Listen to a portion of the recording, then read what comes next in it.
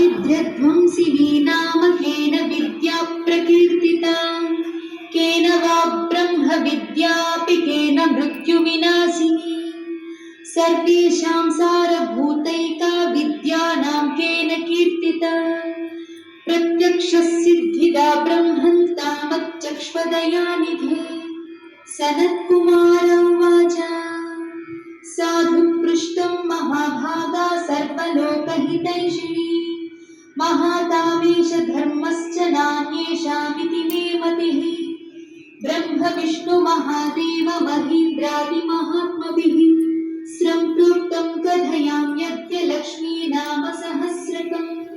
यस्योच्चारणमात्रेण दारिद्र्यान्मुच्यते नरः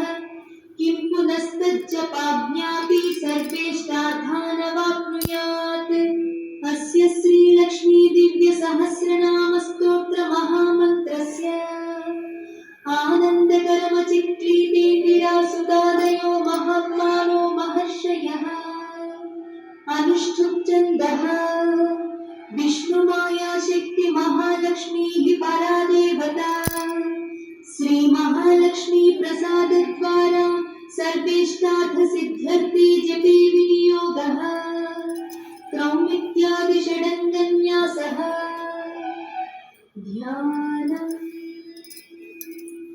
पद्मनाभप्रियां देवीं पद्माक्षीं पद्मवासिनीं पद्मवक्त्रां पद्महस्तां वन्दे पद्मामहर्निशम् पूर्णेन्दुबिम्बवदनां रत्नाभरणभूषितां वरदाभयहस्ताभ्यां ध्यायेत् चन्द्रसहोदरी इच्छारूपां भगवतः सच्चिदानन्दरूपिणीं सर्वज्ञां सर्वजननीं विष्णुवक्षस्थलालयां दयालुमनिसं ध्यायेत् सुखसिद्धिस्वरूपिणी हरिः ओम् नित्यागतानन्तनित्यानन्दिनी जनरञ्जनी नित्यप्रकाशिनी चैव स्वप्रकाशस्वरूपिणी महालक्ष्मीर्महाकाली महाकन्या सरस्वती भोगवैभवसं